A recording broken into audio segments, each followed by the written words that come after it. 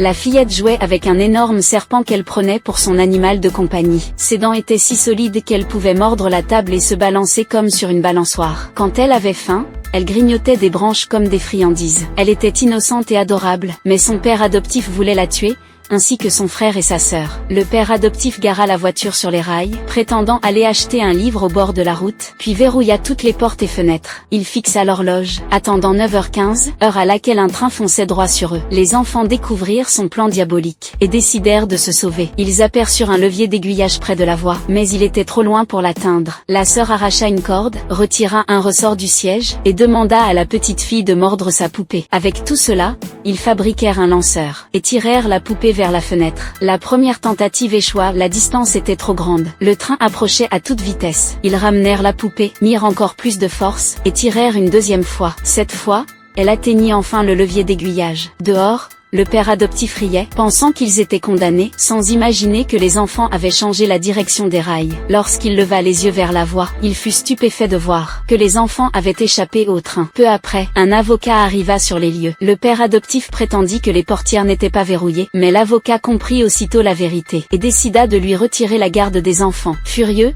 le père tenta de s'y opposer, affirmant que les enfants avaient conduit la voiture eux-mêmes. Mais l'avocat choisit de croire les enfants, et les emmena vers un nouveau foyer. Leur nouveau père adoptif était doux et bienveillant, il prit soin d'eux avec amour et attention. Les enfants purent enfin vivre une vie paisible et heureuse.